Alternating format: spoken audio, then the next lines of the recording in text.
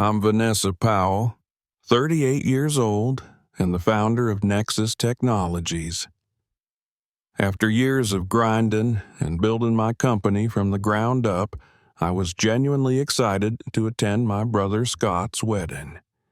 Despite our complicated relationship over the years, I hoped this celebration might mark a new beginning. I had no idea that the wedding of all places would become the stage for a defining moment in my life and career.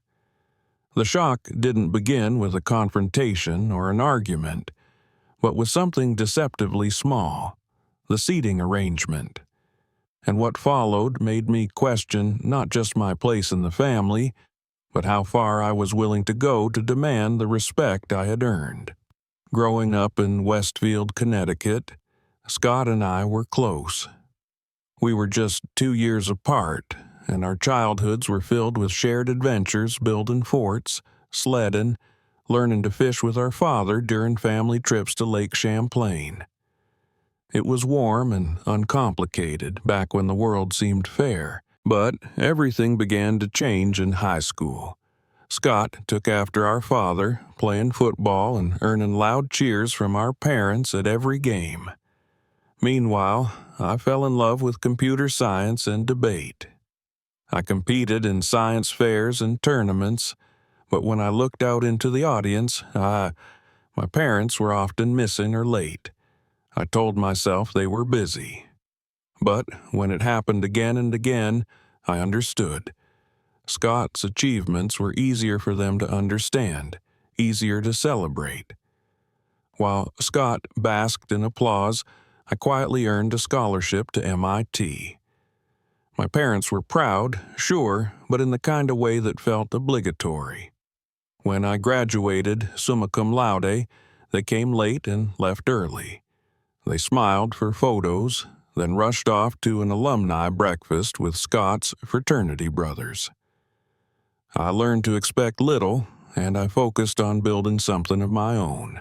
After years working 70 and 80-hour weeks at a tech startup, I took a massive leap. I launched Nexus Technologies from my one-bedroom apartment. I turned the living room into an office, slept on a pull-out couch, and lived on instant noodles. The early days were brutal, and yet I never gave up. When I called home during those years, hoping for a little encouragement, I mostly got concern and unsolicited advice. "We're worried about you, honey," my mother would say. "There's always a spot for you at your father's company if this doesn't work out." They never asked to see my business plan, never once offered to invest. To them, it seemed, Nexus was just a quirky phase, something I'd eventually grow out of. Except I didn't. Nexus survived. Then it thrived. We developed a revolutionary supply chain management software that caught the attention of some major corporations. Finally, I had an office, a team, investors. At that time, Scott was climbing a different ladder one built for him. He joined our father's company, Powell Construction, and was immediately given a management position. His degree was unimpressive, but that didn't matter. Business is about practical experience, my mother explained when I questioned it. Scott understands how the real world works. Then came Tiffany Bradford. Scott met her at a charity golf tournament. She was beautiful, poised, and most importantly to my parents, the daughter of Richard Bradford, a billionaire and owner of Bradford Enterprises. Their courtship was a whirlwind of international trips and charity events.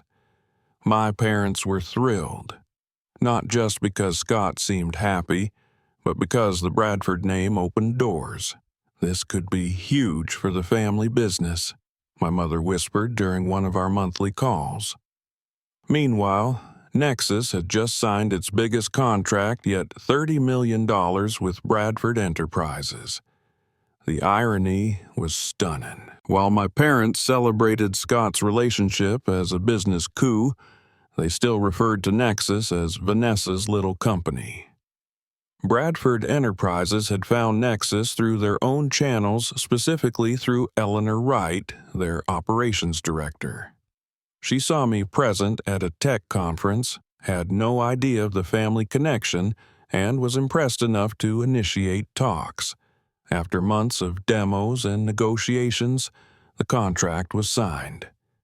Nexus was officially on the map. I told my parents about the contract during a weekly call, hopeful they'd acknowledge the scale of the achievement. "That's nice, dear," my mother said, before shifting the conversation to Scott and Tiffany's upcoming engagement party. It would be at the Bradford estate, she said, and Richard had his own golf course. Of course. 2 weeks later, I met Richard Bradford at the engagement party. He shook my hand with enthusiasm, praised our software, and mentioned how much money it would save them. He had no idea I was Scott's sister until my mother appeared. When she explained who I was, Richard's face changed. "He never mentioned his sister ran Nexus Technologies," he said. There was an awkward silence, then a nervous laugh from my mother. "Vanessa's always been our little computer genius," she said, brushing it off like I'd built a school science project, not a multi-million-dollar company. It wasn't a mistake. Scott hadn't mentioned me on purpose. My success didn't fit into the version of reality he had sold to his future in-laws. I was invisible. Again. Still, I told myself the wedding would be different. This was a big moment for Scott, yes, but also for me. The Bradford deal had cemented my company's place in the industry. I carefully chose my outfit, a navy blue dress that projected both elegance and authority. I asked Marcus Chen, a venture capitalist I'd been dating, to join me. "Are you sure?" he asked. "Your family doesn't exactly sound welcoming." "That's exactly why I need you there," I said, "to help me remember who I really am." The night before the wedding, I called Scott. "Just wanted to say I'm really happy for you," I said. "Looking forward to tomorrow." His response was distracted. "Thanks, sis. It's crazy here. Tiffany's got the planner on speed dial. Richard keeps adding guests, but it's handled." I should have sensed something, a hint of tension, but I brushed it off. The next day, we arrived at the Bradford estate. It was grand, luxurious, ridiculous even sprawling gardens, views of the Long Island Sound, and so much money dripping from every inch of core that I felt like I'd stepped into a billionaire's fever dream. My mother greeted us with forced enthusiasm. My father offered a one-armed hug, and yet it felt like maybe, just maybe, things would be different. Richard greeted me like an old friend. "Vanessa, the woman of the hour," he said. 3 months in, and your system is already saving us a fortune." The other businessmen at the table nodded in agreement. For a moment, I felt seen. Then my father spoke. "Scott introduced her to Richard, always looking out for his little sister." A lie, and one that Richard immediately recognized as such. I didn't call it out, not then, but the disappointment lodged deep in my chest. Then came Tiffany. In her designer wedding gown and a smile so sharp it could cut steel, she glided toward us. "Vanessa, you came," she cooed, "and in navy blue, how practical." Then she looked at Marcus. "And who is this?" Marcus introduced himself. Tiffany's expression warmed. "You must join us at the family table," she said sweetly. "We'd love to have you." Spoiler alert, that didn't happen. When the ceremony ended, Marcus and I made our way to the reception. We gave our names to the wedding planner. She frowned, scrolled through her list, then disappeared for several minutes before returning with the catering manager. "There seems to have been an oversight," she said. "We weren't seated at the family table. We weren't seated at any guest table. We were in the kitchen, 2 folding chairs, a table shoved in the corner, staff members bustling past, trying not to make eye contact. "This can't be real," I said, but it was, and Tiffany soon appeared in the doorway, champagne flute in hand, her expression satisfied. "We had to prioritize," she said. "You understand." That was the moment. The one where years of dismissal, quiet betrayals, and whispered belittlements caught up with me. I realized I had a choice. I could stay in that kitchen. I could eat their food, smile politely, and play the role of the silent sister once again. Or I could rise. I turned to Marcus. "I need a moment," I said. "Alone." And just like that, everything began to change. My name is Camilla Harris, and I am 38 years old. As I turned the final curve of the long driveway toward my childhood home in Connecticut, I felt my heart quicken. The fall leaves rustled in the wind like whispers of memories I had spent years trying to forget. I was not returning as the quiet daughter no one ever quite noticed. I was coming back as the founder and CEO of Nova Systems, a fast-growing tech company that had just landed a multi-million-dollar defense contract. But to my family, I was still just Camilla, the one who never quite fit in.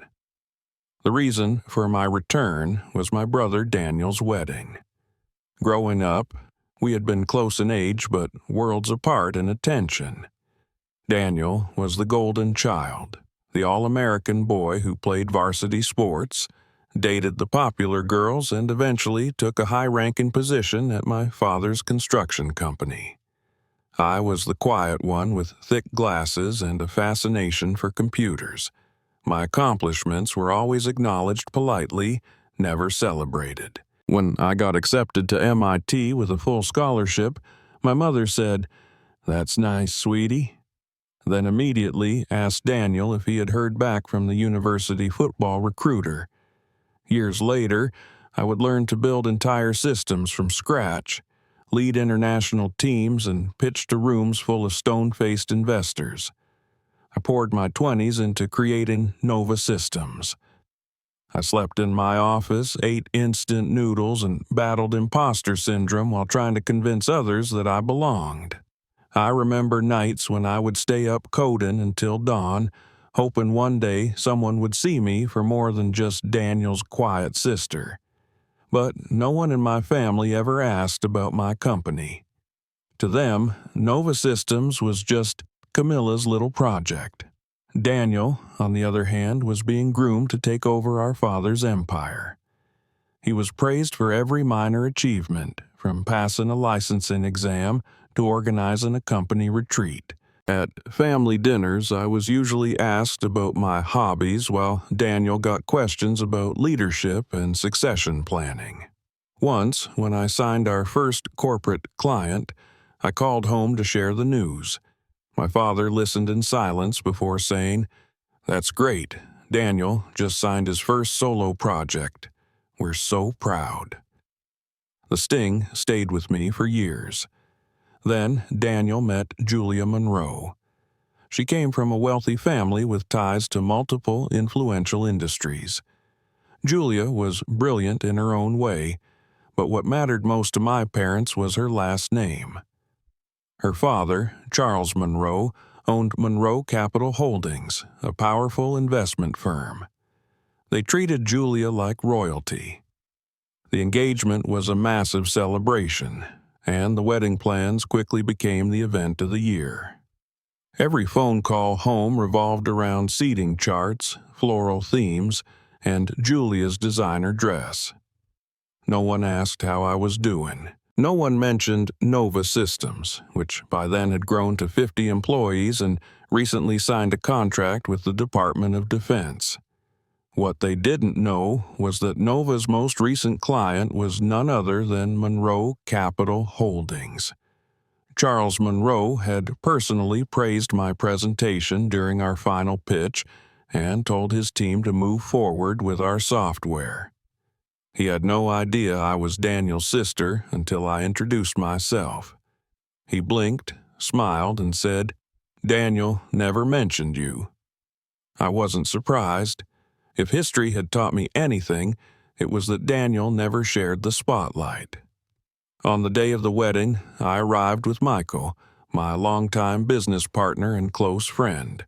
I wore a sleek midnight blue dress, understated but sharp, and Michael looked impeccable in a dark gray suit. I had rehearsed how to keep calm, how to endure the dismissiveness I knew was coming. But I was not prepared for what happened next. We were greeted at the reception entrance by a young planner holding a tablet. I gave her our names. She paused, scrolled, and then hesitated. She looked at us nervously and said, "Please wait a moment." A few minutes later, she returned with another staff member and quietly ushered us toward the kitchen. Confused, I asked, "Is there a problem?" She replied with a weak smile, "There seems to have been a seating issue." There were 2 chairs set up beside the service counter, tucked into a back corner of the kitchen, next to crates of wine and a stack of folded napkins. Michael looked at me, stunned. I could barely speak. "This can't be real," I whispered. Just then, Julia appeared, perfectly composed. She took one glance at our surroundings and said smoothly, "We had to make space for some of the Monroe partners. I hope you understand." I nodded. I didn't trust myself to speak. Years of quiet rejection and buried resentment surged within me. I felt my fingers clench the edge of the chair. Michael put a hand on my shoulder, steady and silent. "I need a moment," I said, and stepped away. I stood in the hallway, back against the cool marble wall, the hum of celebration echoing from the grand ballroom just beyond. My eyes burned, but I refused to let them see me break. This wasn't just about a table. It was a lifetime of being sidelined, a lifetime of my voice being muted, my work minimized. But I had something now they couldn't ignore. Nova Systems had just signed a strategic partnership with the Department of Energy, and I was scheduled to give the keynote at the International Cyber Defense Summit in Washington the following week. My work was no longer invisible, but I had to stop making myself small to fit their comfort. I walked back to the kitchen, but instead of sitting, I turned to Michael. "We're leaving," I said. "I'm done shrinking myself to fit their frame." He nodded without question. As we stepped out into the cool evening air, the string quartet inside began to play a classical waltz. I felt lighter with every step away from that building. That night, I posted a photo of myself and Michael, standing outside the venue, smiling. The caption was simple: "Sometimes the best seat in the house is the one you build yourself." I didn't tag anyone. I didn't need to. By morning, the post had gone viral, and that was just the beginning. The morning after the wedding, I woke up to a phone buzzing relentlessly. Messages, missed calls, email alerts all stacked one after another. At first, I assumed it was something minor, maybe a client question or an early internal update from Nova. But as I reached for my phone and opened the first message, I froze. It was from a journalist I vaguely knew from a tech and culture column. "Saw your post. Would love a quote for our feature on family dynamics and professional women. Huge response overnight." Still half asleep, I opened my Instagram. The photo of Michael and me outside the wedding had exploded. Thousands of likes, hundreds of comments. Not just sympathy, but solidarity. People, especially women, were tagging friends, sharing their own experiences of being overlooked, diminished, dismissed. Some were executives. Some were students. Some were daughters trying to earn the approval they had stopped receiving long ago. Michael texted me from the next room. "You okay? This is blowing up." I got out of bed and went straight to the living room where he had already made coffee. He looked up, concerned. "Cam, your words hit something real. That caption, it's bigger than just last night." I sat down and stared out the window at the city skyline. It wasn't supposed to go viral. It was just truth. I couldn't sit there and smile through another round of being invisible. "And you shouldn't have," Michael said. "But people are resonating because you said something they've never dared to say out loud." By noon, news outlets had begun picking it up. My inbox was flooded with interview requests. A podcast host I respected reached out personally. "You got a story that needs to be heard," he wrote. "Not just as a CEO, but as a woman who stood up." In the middle of all this, a message appeared on my screen that made my pulse quicken. It was from Charles Monroe. "Camila," it read, "I heard what happened at the wedding. I'm sorry. That should not have been your experience. Let's talk next week. I think there's more we can do together." I stared at it for a long moment. This was not about pity. Charles was not the sentimental type. This was acknowledgement. Not because of who I was related to, but because of what I had built. Finally. Then came the message I dreaded but expected. From my mother. "We're all confused about what you posted. I hope you're not trying to cause trouble for your brother. You know how stressful weddings are." I didn't respond. I wasn't going to apologize for a truth I had carried in silence for most of my life. Later that day, Daniel called. I didn't pick up the first 2 times. On the third, I answered. "I guess I owe you an apology," he said quietly. There was no background noise, no Julia prompting him, just his voice. "You think?" I replied, trying to keep my tone neutral. "I didn't know Julia had done that," he continued. "The kitchen seats, that's awful." "You didn't know," I repeated. "But it doesn't surprise you, does it?" He paused. "No, it doesn't. And that's probably the worst part." The silence stretched. For once, it wasn't awkward. It was honest. "I've spent most of my life thinking you'd always be around in the background," he said. "Smart, capable, but separate. I didn't think about how that must have felt.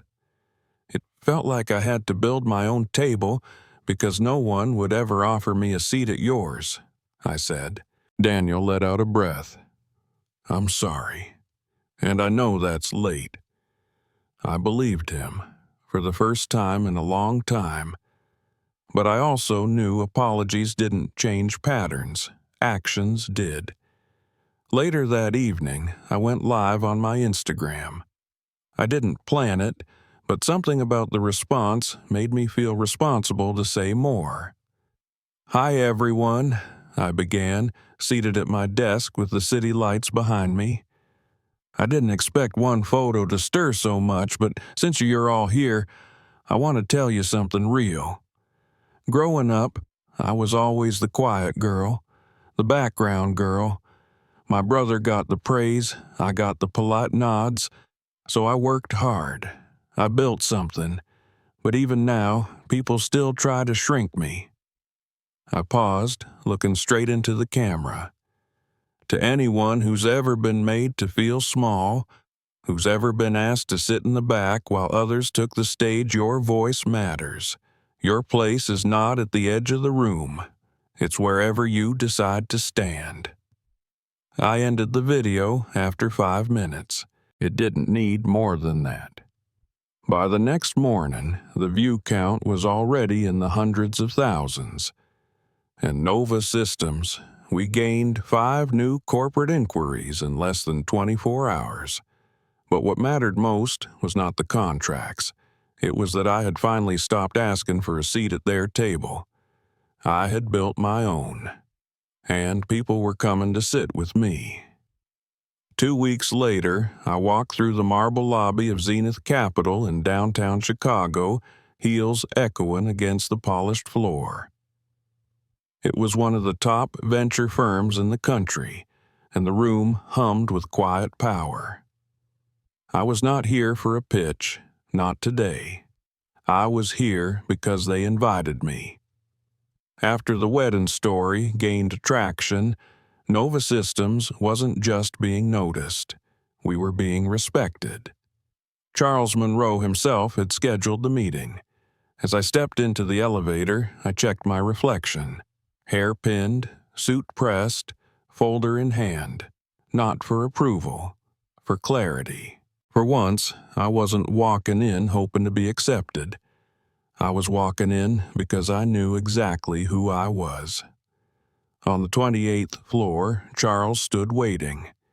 He looked exactly as he did 5 years ago, the first time I met him as a junior analyst tagging along behind my mentor. But this time, he offered his hand with a different tone. "Camila, welcome. Come in." We sat down in a glass-walled conference room with a sweeping view of Lake Michigan. Charles got straight to it. "I've followed your work.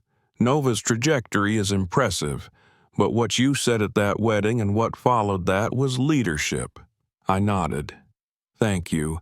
It wasn't planned. It was just the truth." "Sometimes truth is the most strategic move," he said with a small smile. "I'd like to talk about partnership, not just funding, collaboration, influence."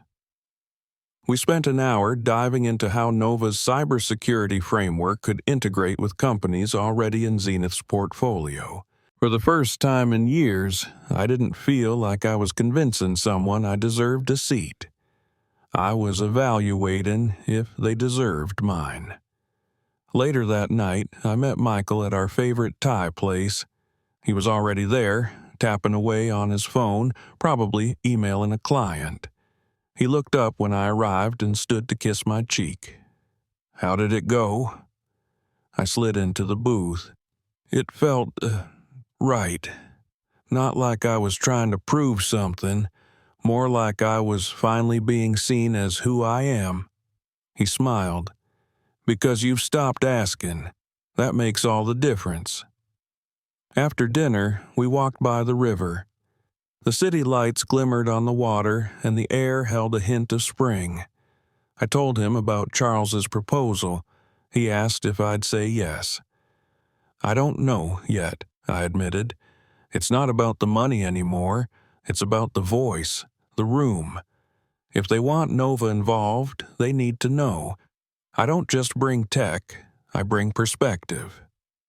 That weekend, I flew to LA for a Women in Leadership panel. When I stepped onto the stage, I didn't read from a script. I spoke like I had at the wedding. Open, clear, and raw. I used to believe that working hard would be enough, that credentials would buy me space, but space isn't given, it's claimed. So I stopped waiting. And I built my own. The room erupted in applause. Not the polite kind, the kind that came from resonance. Back in my hotel room that night, I checked my inbox. A message from Daniel sat near the top. I hesitated, then opened it. "Cam, I've been thinking a lot. You're right. I didn't see you for who you really were. But now, every time someone brings up that post, I feel a mix of guilt and awe. You changed something, not just for yourself, but for others. I don't want to be the kind of man who ignores that. I'm proud of you. Finally." There was no attachment, no excuses, just those words. I didn't reply, not because I was angry, but because I didn't need anything from him anymore. The next week, my mother called. It wasn't a message this time, it was her voice. "I watched the video from your panel. she said quietly. "I didn't realize how small we made you feel. That's not what we meant." I sat on the edge of my bed, letting her words sink in. "I know you didn't mean to, but it still mattered." "I know," she said. "Your father and we want to come to your next public event, if that's okay." I was silent for a second. Then, "That would be nice." Sometimes healing doesn't come from grand apologies. It comes from quiet, awkward efforts to show up better. Nova kept growing. We signed 2 new enterprise contracts that month. But more than that, I started mentoring 2 young women who reminded me of myself at 24, brilliant, driven, slightly unsure. I told them what I wish someone had told me. You don't need to shrink to fit anyone's idea of success. Be sharp. Be seen. Be sovereign. As spring turned to summer, I stopped counting headlines. I stopped explaining why I didn't show up for every family dinner. I stopped asking if I belonged, because I already knew. And for the first time, I felt something I hadn't in years: free. Summer in New York had a rhythm of its own, bold, electric, unforgiving. As July settled in with its sticky heat and restless nights, I found myself sitting on the rooftop of Nova's headquarters in Manhattan, watching the city hum below. The skyline flickered with ambition, with dreams lit up in corner offices, with silent wars being fought behind glass windows. It reminded me of what I used to chase: recognition, and how far I'd come since that night at my brother's wedding. That evening, Michael joined me.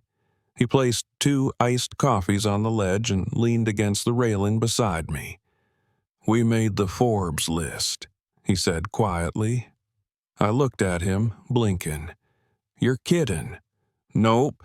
Nova's listed in 10 female-led companies redefining power in tech. You're first on the list." I didn't cheer. I didn't cry. I just smiled and exhaled slowly. "I'm not surprised," I said, "but I am proud." The following day, I had lunch with Charles Monroe and 2 partners from Zenith Capital. We met at a private club uptown, the kind where people whispered deals over $100 steaks and linen napkins.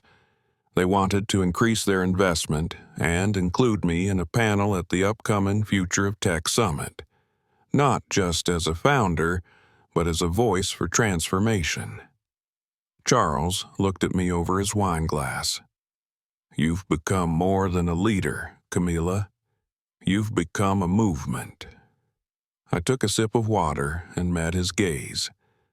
"A movement is only as strong as its momentum. I don't plan on slowing down." That week, I also received an email from Columbia University, an invitation to speak to the graduating class of their School of Business. At first, I hesitated. Speaking at Columbia meant returning to a place where I'd once felt like an outsider, surrounded by legacy kids who carried old names and silent privilege. But I accepted. On the day of the ceremony, I stood backstage in a black dress and heels that felt more comfortable than they should have. I waited for my cue, listening to the dean's formal introduction. When I stepped up to the podium, a hush fell over the room. "My name is Camila Harris," I began, "and when I graduated from college, I thought I had to ask for space. In boardrooms, at family tables, in conversations. Now, I realize the truth. You don't wait for permission to be powerful. You show up, you speak, you act, and you keep going, even when they pretend not to see you." I saw tears in some eyes, smiles in others. But what mattered most was that I was no longer the girl waiting to be chosen. I had already chosen myself. After the speech, a young woman approached me. She couldn't have been more than 23. Her voice trembled as she said, Thank you. You said everything I've been afraid to say out loud. I squeezed her hand. Say it. Say it every time someone tries to make you smaller. Meanwhile, my family dynamics began to shift, slowly but surely. My mother called more often, asking about work in ways that no longer felt performative. My father, stoic and skeptical as ever, sent me a book on women in leadership with a handwritten note inside, "I'm trying to understand better. You're helping." Even Daniel had changed. He invited me to a joint event at his firm and introduced me as my sister, Camila, founder of Nova Systems and one of the sharpest minds I know. I didn't need the praise, but I let it land. A few days later, I stood in the center of our New York office as the Nova team gathered around. We had just closed our largest contract yet, a multi-year partnership with a federal agency to protect infrastructure from cyber threats. Everyone clapped, some cried, and I just stood there, filled with something quiet and strong. Peace. Not the peace of finally being accepted, the peace of no longer needing it. Later that night, I returned to the rooftop. The city was still awake, but I was stiller than I'd ever been. Michael joined me again, handed me a glass of wine. "You did it," he said. "No," I replied, "we're doing it." I looked at the sky and thought of every woman who had been told she was too much, too loud, too ambitious, too emotional. I wanted them to know, you are not too much. You are exactly enough. And so I said it out loud into the night air. Let them doubt you. Let them whisper. Let them joke. And while they do, build, grow, lead, win. Because the greatest revenge is not anger. It's excellence. The fall air in Washington, D.C. was crisp and full of purpose. It had been nearly a year since the wedding that changed everything. A year since I chose to speak, not for applause, but because silence had cost me too much. Nova had grown. So had I. That morning, I stood at the Pentagon. My name was now on a federal advisory board focused on cybersecurity policy. It wasn't a position I applied for. It came from being visible, reliable, and, frankly, unignorable.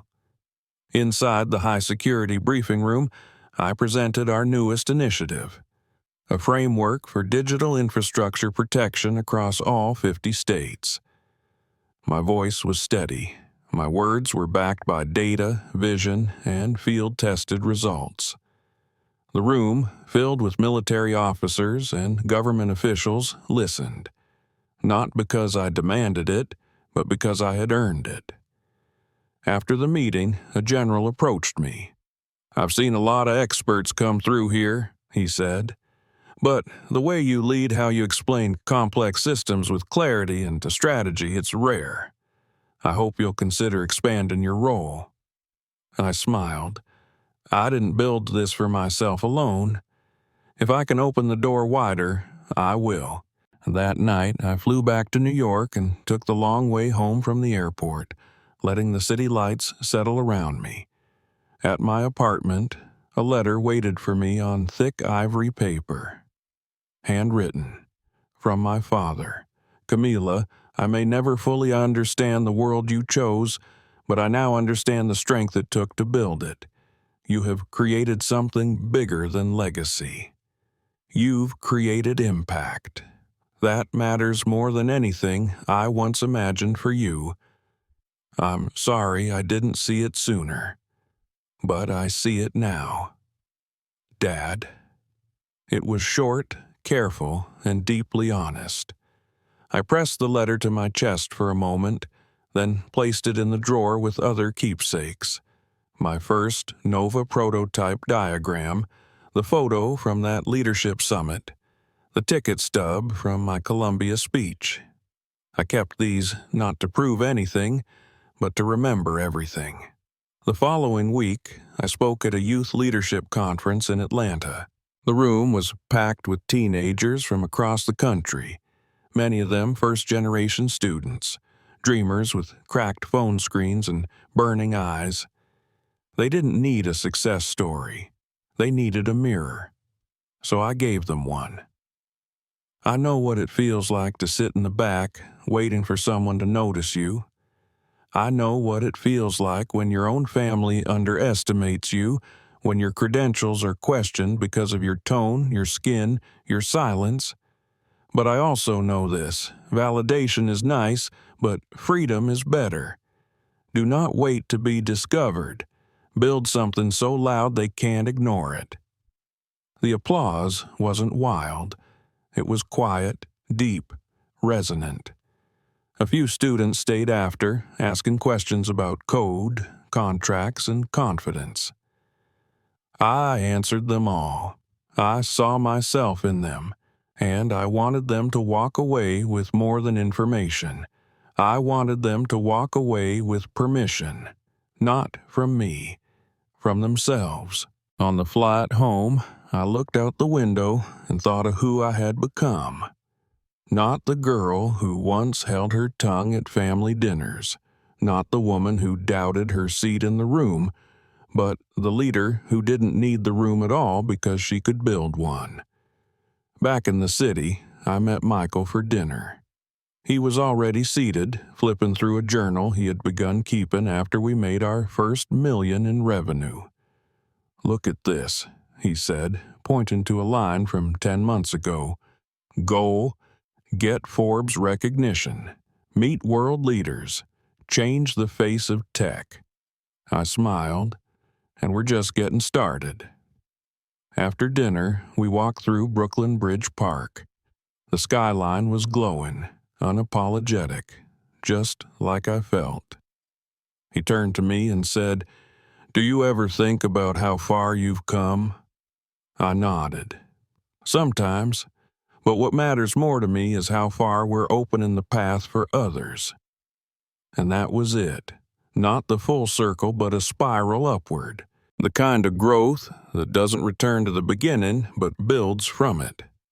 A life reclaimed, a voice released, a story rewritten on my own terms. So if you're still reading, or listening, or wondering if you too can rise from the quiet, remember this: you don't need permission to become everything they said you couldn't. You don't need applause to know you've arrived. You need only truth, grit, and the audacity to show up anyway. And if you ever feel like you're too small to be seen, too tired to keep fighting, just remember, someone once said the same thing about me. But I didn't believe them, and neither should you.